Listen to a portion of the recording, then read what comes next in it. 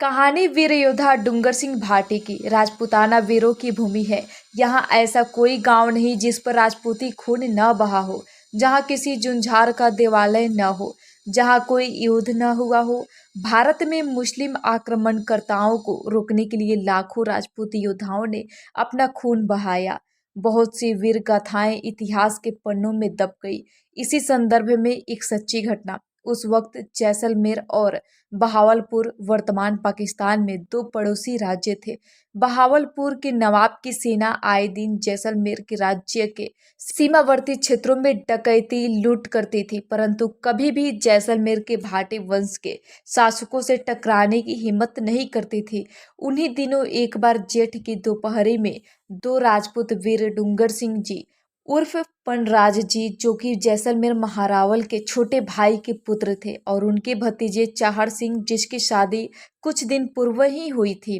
दोनों वीर जैसलमेर बहावलपुर की सीमा से कुछ दूरी पर तालाब में स्नान कर रहे थे। तभी अचानक बहुत जोर से शोर सुनाई दिया और कन्याओं के चिल्लाने की आवाजें आई। उन्होंने देखा कि दूर बहावलपुर के नवाब की सेना की एक टुकड़ी जैसलमेर रियासत के ही ब्राह्मणों के गांव कठाड़ी से लूटपाट कर अपने ऊँटों पर लूटा हुआ सामान और साथ में गाय, ब्राह्मणों और औरतों को अपहरण का जबरदस्ती ले जा रही है। तभी डूंगर सिंह उर्फ पनराज जी ने भतीजे चाहड़ सिंह को कहा कि तुम जैसलमेर जाओ और वहां महारावल से सेना ले आओ, तब तक मैं इन्हें यहाँ रोकता हूँ।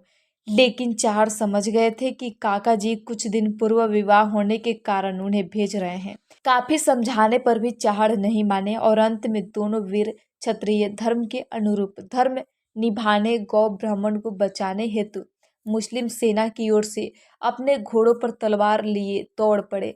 डूंगर सिंह को एक बड़े सिद्ध पुरुष ने सुरक्षित रेगिस्तान पार कराने और अच्छे सत्कार के बदले में एक चमत्कारिक हार दिया था, जिसे वो हर समय गले में पहनते थे। दोनों वीर मुस्लिम टुकड़ी पर टूट पड़े और देखते ही देखते बहावलपुर सेना की टुकड़ी के लाशों के ढेर गिरने लगे। कुछ समय बाद वीर चाहड़ सिंह भी वीर गति को प्राप्त हो गए, जिसे देख क्रोधित डूंगर सिंह जी ने दुगुने वेश में युद्ध लड़ना शुरू कर दिया। तभी अचानक एक मुस्लिम सैनिक ने पीछे से वार किया और इसी वार के साथ उनका शेष उनके धड़ से अलग हो गया। किंवदंती के अनुसार शेष गिरते वक्त अपने वफादार घोड़े से बोला, बाजू मेरा और आंखें तेरी।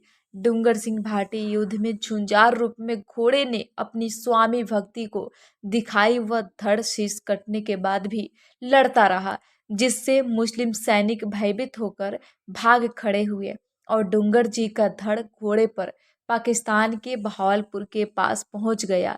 तब लोग बहावलपुर नवाब के पास पहुंचे और कहा कि एक बिना मुंड आदमी बहावलपुर की तरफ उनकी टुकड़ी को खत्म कर गांव के गांव तबाह कर जैसलमेर से आ रहा है। वो सिद्ध पुरुष भी उसी वक्त वहीं थे जिन्होंने डूंगर सिंह जी को वो हार दिया था। वह समझ गए थे कि कोई और नहीं डूंगर सिंह ही है, और जैसे ही डूंगर सिंह नीचे से निकले उन कन्याओं के नील डालते ही धड़ शांत हो गया। न मृत्यु का भय, वीरों न जवान से प्रीत, शीश कटे पर धड़ लड़े यही राजपूती रीत।